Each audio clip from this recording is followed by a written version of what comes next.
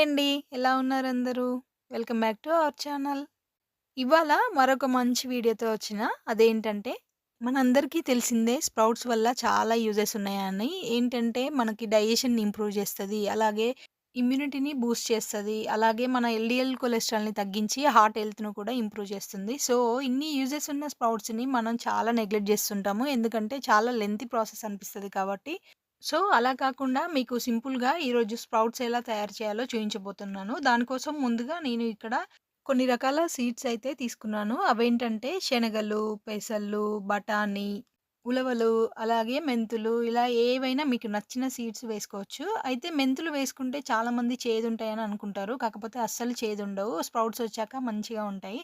And మెంతులు చాలా మంచివి హెల్త్‌కి. సో, అందుకని మెంతులు కూడా వేసుకోండి. ఈ మెంతుల్ని మనం డైలీ తీసుకోవడం వల్ల చాలా యూజెస్ ఉన్నాయి. మనకు హెయిర్ ఫాల్ ప్రాబ్లమ్స్ ఏవున్నా పోతాయి. అలాగే మనం వెయిట్ లాస్ అవ్వడానికి కూడా చాలా బాగా యూజ్ అయితాయి.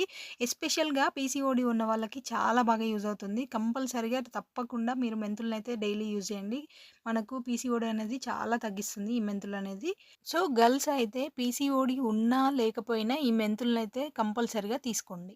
ఇలా మీకు నచ్చిన సీడ్స్ అన్నీ ఒక బౌల్‌లో తీసుకొని ఒక 2-3 టైమ్స్ అయితే మంచిగా వాష్ చేసుకోండి. వాష్ చేసుకొని అందులో వాటర్ ఏసుకొని ఓవర్ నైట్ అయితే అలా సైడ్‌కి పక్క పెట్టేయండి.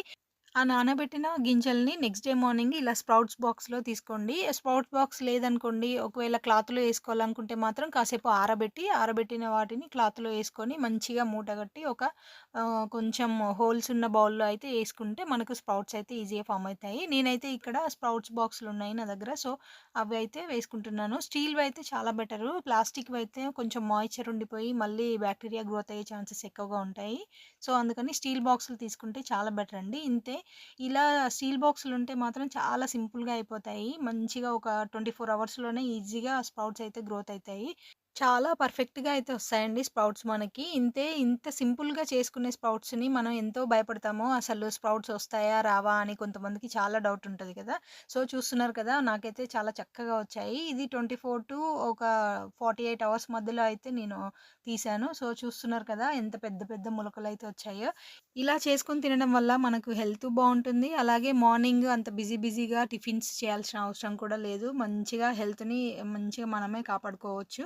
కాకపోతే మనలో చాలామంది భయపడేది స్ప్రౌట్స్ తింటే గ్యాస్ ట్రబుల్ ప్రాబ్లమ్స్ వస్తాయని. సో, అలా రాకుండా నేనైతే మంచి చిట్కా అయితే నెక్స్ట్ వీడియోలో చెప్తాను. అలాగే ఒక మంచి అండ్ హెల్తీ స్ప్రౌట్ చాట్‌నయితే మనం ప్రిపేర్ చేసుకుందాం. అప్పటి వరకు మన ఛానల్ మీద ఒక కన్నేసి ఉంచండి. ఓకేనా? బాయ్.